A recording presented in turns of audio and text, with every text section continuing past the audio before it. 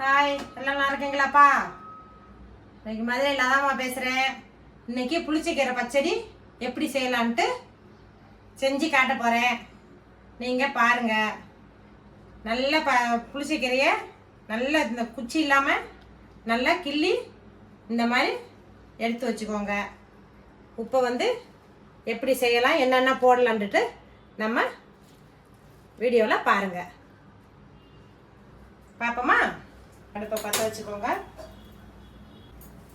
இதுக்கு தேவையானது காஞ்ச மிளகா, காஞ்ச தனியா, வெங்காயம், பூண்டு. இது புளிச்சக்கீரை பச்சடிக்கு இது போட்டால் நல்லாயிருக்கும். இந்த 4 இதை பார்த்துக்கோங்க. கீரையும் வதக்கணும், இதையும் எல்லாம் வதக்கி பொன்னிறமாக எடுத்து வச்சுக்கிறணும். ஒரு கட்டுக்கு ஒரு 1/4 கிலோ வெங்காயம், ஒரு 150 பூண்டு, காஞ்ச மிளகா ஒரு 10-25, தனியா ஒரு 25 கிராம். இதெல்லாம் எடுத்து வச்சுட்டு ரெடியாக வச்சுக்கோங்க. கொஞ்சமாக எண்ணெய் ஊற்றி இப்போ காஞ்ச மிளகாயை போட்டுடலாம்.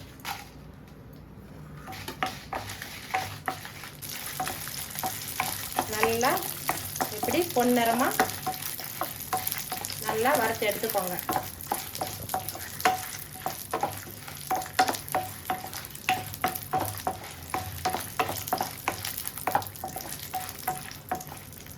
நல்லா பொரிஞ்சிருச்சு பாருங்க.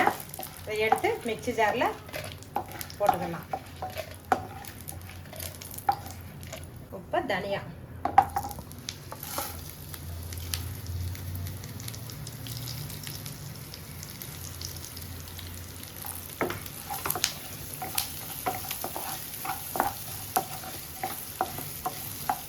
இப்போ நல்லா பொரிஞ்சு வந்துருச்சு.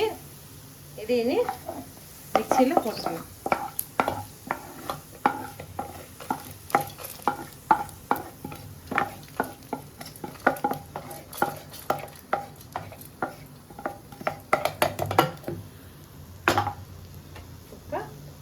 பூண்டு சேர்த்துக்கலாம்.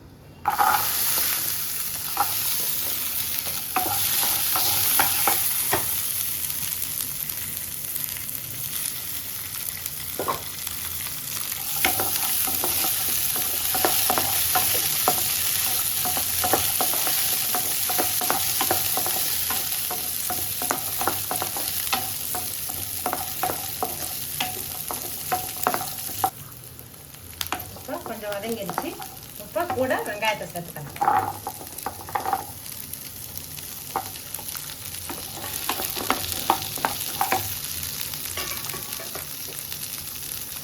இதுக்கு கொஞ்சம் எண்ணெய் தூக்கலாக தான் பிடிக்கும்.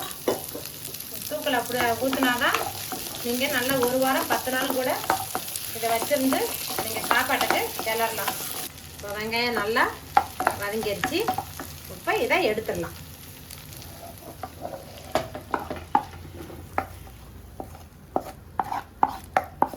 தனியாகவும் காஞ்ச மிளகாவும் வறுத்து ஜாரில் போட்டுக்கோங்க. இது தனியாக தான் வதக்கி வைக்கணும். இப்போ கீரையை போடலாம்.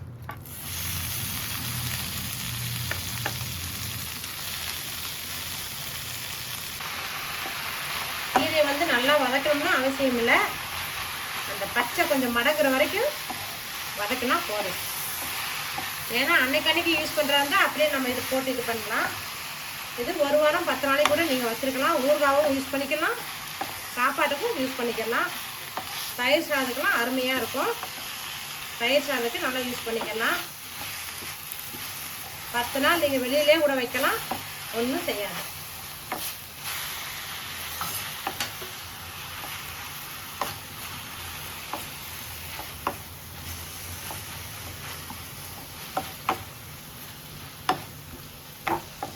போட்டோடனே அப்படியே ஒரு பிடி தான் வரும். நீங்கள் கீரை நிறையா இருக்குன்னு யோசிக்காதீங்க. வதக்கணுன்னே 1 கரண்டி தான் வரும். 1 கட்டு வாங்கினா 10 பேர் சாப்பாடு கிளறி புளி சாதம் மாதிரி சாப்பிடலாம். அவ்வளோதான், வதங்கிடுச்சு. சட்டி 12க்காக கொஞ்சம் கொஞ்சமாக போட்டு வதக்குறோம்.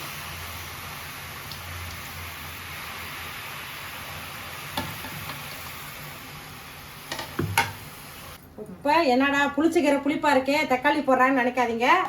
புளிச்சக்கீரை புளிப்புக்கு தக்காளி, ஒரு தக்காளி போட்டால் அந்த புளிப்பு நல்லா எடுக்கும். அதனால்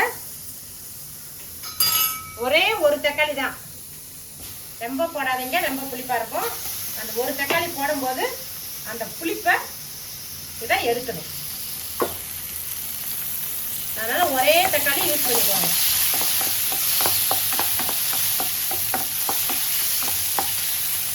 ஒரு மாதிரி புளிச்சிக்கிற ரொம்ப புளிப்பாக ஒரு வேகம் எடுத்த மாதிரி இருக்கும். அந்த வேகத்துக்கு இந்த புளிப்பு தக்காளியை போட்டோம்னா அந்த வேகத்தை இதை எடுக்கணும். சும்மா ரொம்ப வதக்கணும் கிடையாது, அந்த பச்சை வாசனை போகவும் வதக்கினா போதும். அதை வதக்கி எடுத்துக்கோங்க. இப்போ தக்காளி வதங்கட்டும். இப்போ இந்த காஞ்ச மிளகாயும் தனியாவையும் மிக்சியில் அடிச்சிக்கலாம். இப்போ நல்லா பவுடராக அடித்தாச்சு. இந்த அளவு அடித்தா போதும். இப்போ தக்காளி வதங்கிருச்சு.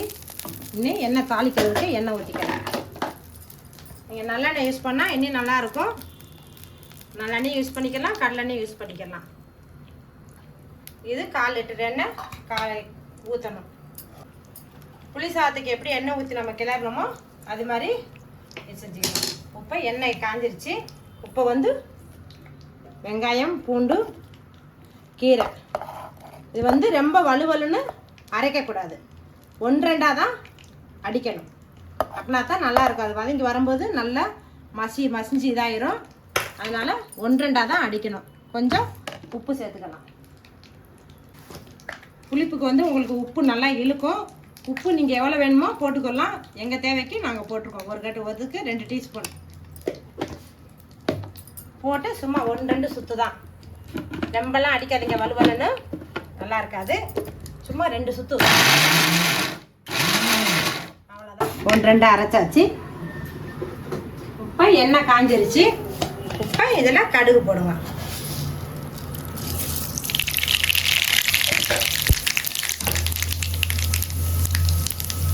இதுக்கு கருவேப்பிலை இதெல்லாம் எதுவுமே தேவை கிடையாது. நம்ம நீங்கள் போட்ட காஞ்ச மிளகா பத்தலைன்னா லாஸ்ட்டாக நீங்கள் கொதிக்க விட்டு பார்க்கும்போது உப்பு கம்மியாக இருந்தால், காரம் கம்மியாக இருந்தால் நம்ம வீட்டு மிளகாத்தூளை யூஸ் பண்ணிக்கோங்க. வீட்டில் நம்ம நல்லா வத்தலை காய போட்டு அரைச்சி வச்சுருப்போம். அதை எடுத்து கொஞ்சம் யூஸ் பண்ணிக்கலாம். இப்போ வெடிச்சிருச்சு. இப்போ அரைச்சதை போடலாம்.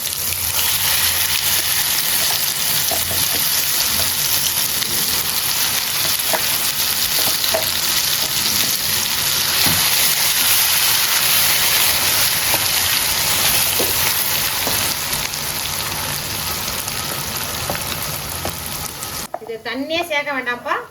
இந்த எண்ணெய், இந்த கீரையில் இருக்க தண்ணி அதுவே சரியாக போகும்.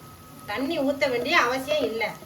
நீங்கள் அப்படி ஊற்றுனோம்னா இதில் கீரை இருக்கே ஜாரில், அதை என்ன செய்யணும்னா கொஞ்சோண்டு கழுவி சும்மா கொஞ்சமாக ஊற்றுனா போதும். நீங்கள் வாட்ட கீரைக்கு நம்ம கடைஞ்சி போடுற மாதிரி நீங்கள் தண்ணி ஊற்றிடாதீங்க, டேஸ்ட்டே மாறிடும்.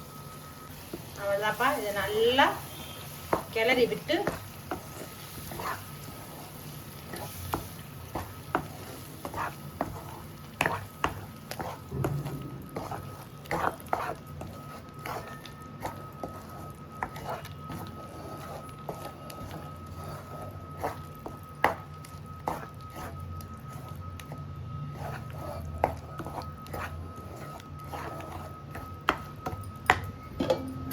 ஊற்றி கிண்டி விட்டாச்சு. இப்போ வந்து உப்பு காரம் சரியாக இருக்கான்ட்டு லைட்டாக எடுத்து சாப்பிட்டு பாருங்க. கொஞ்சோண்டு பெருங்காயத்தூள். இப்போ காரம் கொஞ்சம் கம்மியாக தான் இருக்குது, உப்பு கொஞ்சம் கம்மியாக தான் இருக்குது.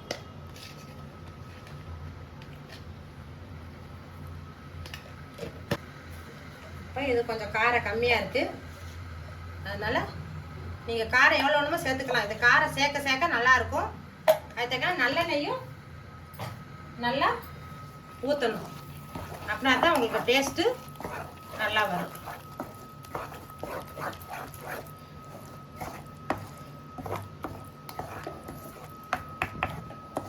அவ்வளோதான், கிளறி விட்டாச்சு. இது கொஞ்சம் கொதிக்கட்டும்.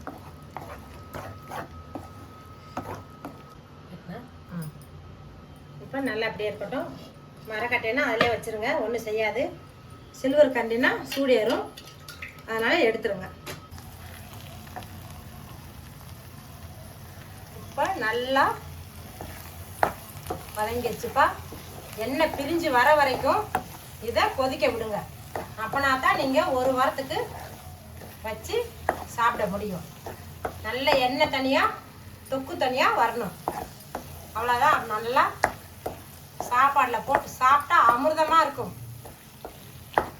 இன்னும் கொஞ்சம் நேரம் இருக்கட்டும், கொஞ்சம் நேரம் கழித்து எடுத்து மாற்றிக்கலாம். இப்போ புளிச்சக்கீரை பச்சடி ரெடிப்பா. இது நல்லா நான் சொன்ன மாதிரி நீங்கள் செய்யுங்க. செஞ்சு 10 நாளைக்கு அழகாக வச்சு சாப்பிட்லாம். வீட்டில் 10 பேர் இருந்தால் ஒரே நாளில் சாப்பாடு வடித்து கிளறி சாப்பிட்டுக்கலாம். ஒரு கட்டு செஞ்சோம்னா இவ்வளோ தொக்கு வரும்.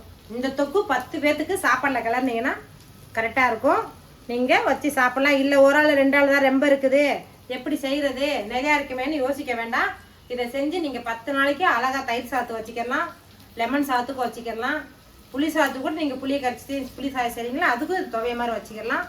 சாம்பாருக்கெல்லாம் இது தொட்டுக்க வச்சுருக்கலாம். அவ்வளோ அருமையாக இருக்கும். நீங்கள் செஞ்சு சாப்பிட்டு பாருங்கள். சாப்பிட்டு அம்மா எப்படி சொல்லி செஞ்சுருக்கேன்ட்டு நீங்கள் செஞ்சு சாப்பிட்டு பார்த்துட்டு அம்மாவுக்கு கமெண்ட் போடுங்க. ஓகே, நல்லா கிளறி ஆச்சுப்பா. புளி சாதம் லெவல் வந்துருச்சு. இது நல்லா கிளறி புளி சாதம் மாதிரி வச்சு இன்னி காலையில் கிளறணுன்னே சாப்பிட்றத விட மதிய நேரம் நீங்கள் லஞ்சுக்கு வேலைக்கு போகும்போது கிளறி எடுத்துகிட்டு போனீங்கன்னா மதியானத்துக்கு அவ்வளோ டேஸ்ட்டாக இருக்கும். கூட கருவாடை வச்சுக்கோங்க, கத்திரிக்காய் வச்சுக்கோங்க, சைடிஷ்ஷு செஞ்சு சாப்பிட்டு டேஸ்ட்டு சொல்லுங்கள். ஓகே.